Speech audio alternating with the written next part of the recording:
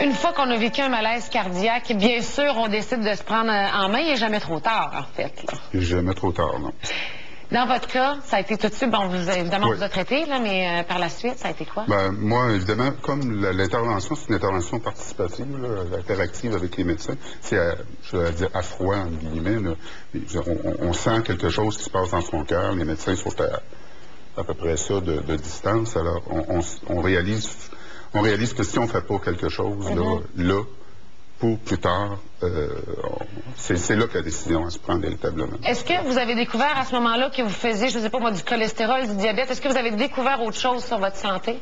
J'ai découvert que j'ai confirmé ma négligence, ça c'est clair, c'est très clair.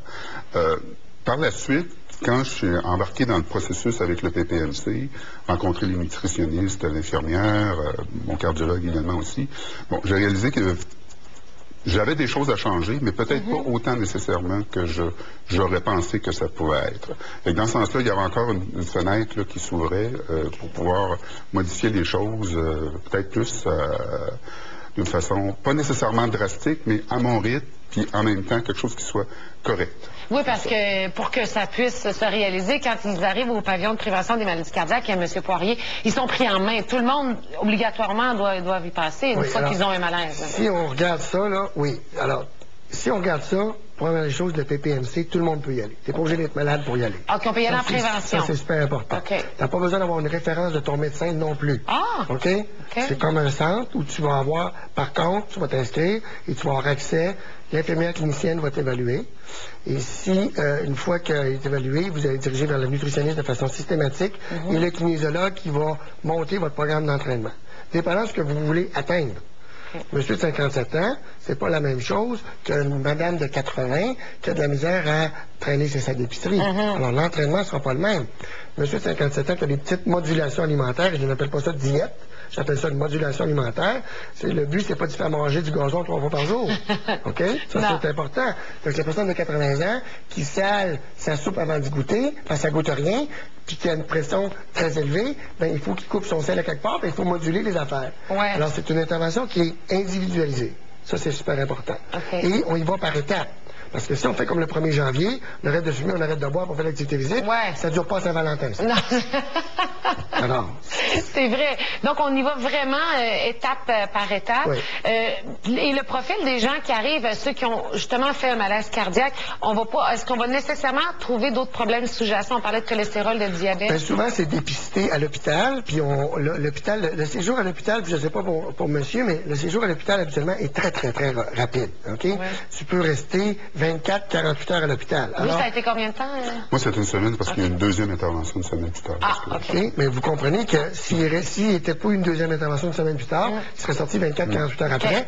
Alors, avec toute la nouvelle information, le choc de l'événement, le taux de rétention n'est pas plus que 5 à 10 Non, c'est vrai. Alors, je donnerais tous les dépliants de la Terre, ça ne marchera pas, ça. Alors, il faut qu'on prenne...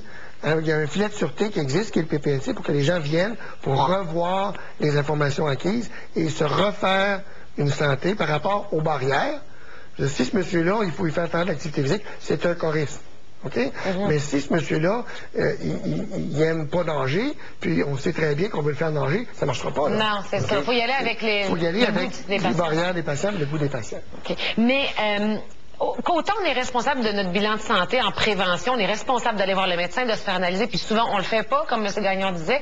Est-ce qu'une fois que c'est arrivé, vous parlez du PPMC, est-ce que là on est obligé d'y aller ou encore c'est la responsabilité du patient ou est-ce que le médecin va être plus insistant à dire venez parce que c'est ça souvent le problème. C'est très culturel. Je vous dirais, chez nous, on est une trentaine de cardiologues et il y a 3 Européens.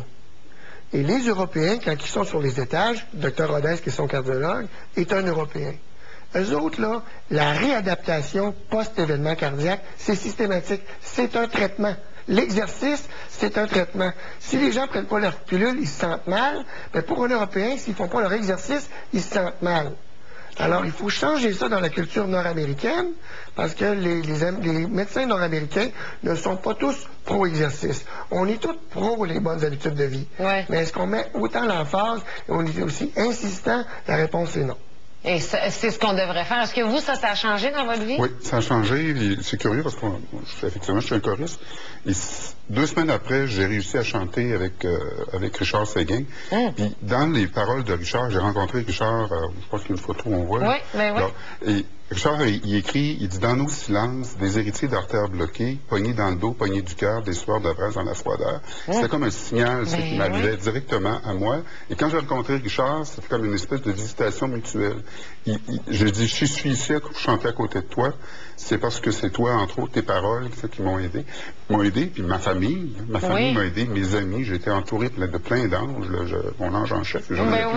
Et tout ça, c'est sûr que si tu ne prends pas toi-même ta décision de te reprendre en main, c'est dans les yeux de tes enfants, dans les yeux de ta blonde, dans les yeux de toute ta famille, de tes amis aussi. Parce que tu ne passes pas à travers un événement comme ça en disant c'est rien, c'est ça. Faut vraiment que tu te responsabilises par rapport à ta prise en main. Ça, moi, si c'est un message à passer, c'est ça. C'est pas toujours facile, là.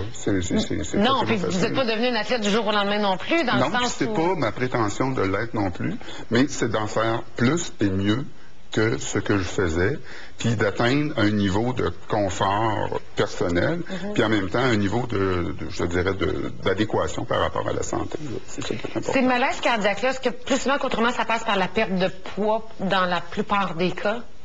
C'est sûr que quand on regarde la population canadienne, québécoise, il y a à peu près 30% d'obèses et 2 sur 3 sont en surplus de poids. Okay? Alors, vous comprenez que si on est capable de perdre du poids, souvent, la transaction qu'on a avec les gens en réadaptation, c'est de dire, vous avez tant de pilules, puis on parle de 5 à 10 pilules. Dans la prochaine année, un événement comme ça, on leur dit, si vous êtes capable de perdre du poids, moi, je vais faire mon bout, tu vas être capable d'en diminuer des pilules. Et c'est effectivement le cas. Alors, mais il faut voir, il faut être conscient que c'est pas une perte de poids de rentrer dans notre tuxedo ou rentrer dans notre robe de mariage. Non. C'est pas ça l'idée, là. OK? C'est de perdre un poids à 1,5 à 1 livre par semaine de façon agréable. Je veux dire, si vous vous brimez à perdre du poids, ben, ça va être le syndrome du yo-yo, vous allez le reprendre. Tout à fait. Est-ce qu'on prend nécessairement de la médication toute notre vie une fois qu'on a eu un malaise comme celui-là? Alors, minimalement, l'aspirine, c'est un médicament pour le cholestérol. OK. Dans votre cas, est-ce que c'est... Oui. Puis on a une nouvelle amie. c'est quoi? C'est de la nitro. Alors, c'est au cas... Ça, c'est quoi? La nitroglycérine. La nitroglycérine, c'est un médicament qu'on prend sous la langue en cas d'urgence pour dilater les artères du cœur si on a un malaise.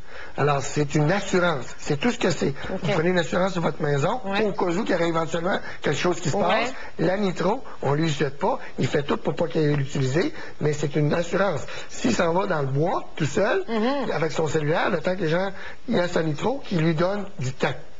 OK, mais ça, on a ça une fois qu'on a eu un historique. On ne peut pas avoir ça au cas où que, là. Non. OK. Et le PPMC, est-ce que vous allez y aller encore plusieurs années? Oui. Oui. Moi, j'y vais 3 matins par semaine, puis j'y vais, puis je dois dire que la première fois que je suis arrivé, j'avais l'impression de baisser la moyenne d'âge, je le vois le matin, mais j'ai reviré ça d'un autre côté, parce qu'effectivement, dans le vestiaire, je vois des gens qui sont là depuis 20 ans, 25 ans, 40 ans. C'est comme le slogan, si on est ici, c'est pour quand on va mourir au moins en santé. Puis c'est vraiment de l'émulation.